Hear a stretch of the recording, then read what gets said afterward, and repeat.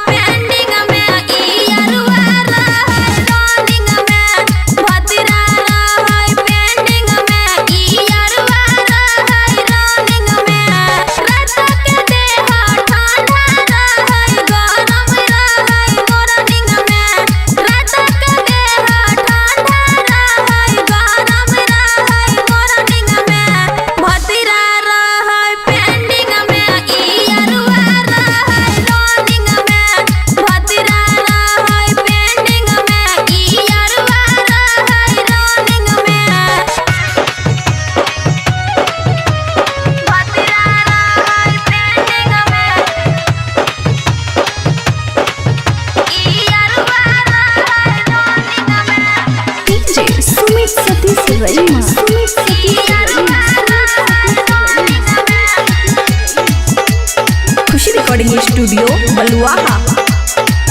16 सिंगार हमर होई छै बेकार गे, की कहियो तोरा चढ़लै कपार गे,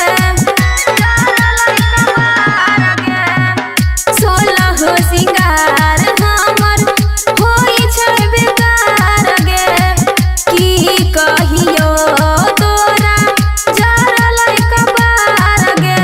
चढ़ल जवानी हमर सखी हरदम रहै जरनिंग में, चढ़ल जवानी हमर सखी हरदम रहै जरनिंग में, भतीरा रहै पेंडिंग में, इयरवा रहै रनिंग में, भतीरा रहै पेंडिंग में, इयरवा रहै रनिंग में,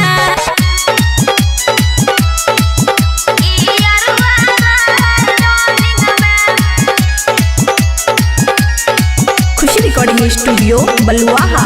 होठ के लाली कखनो चूसै नै मन गे, बबुआ राहुल खाय छै हमर सावधान गे, हमर सावधान गे।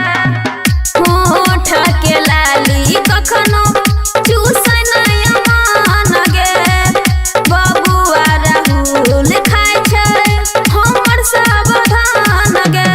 बेसी दिक्कत है त सखी छोड़ देबै टर्निंग में, बेसी दिक्कत है त सखी छोड़ देबै टर्निंग में, भतीरा रहै पेंडिंग में, इयरवा रहै रनिंग में, भतीरा रहै पेंडिंग में, इयरवा रहै रनिंग में। खुशी रिकॉर्डिंग स्टूडियो बलुआहा।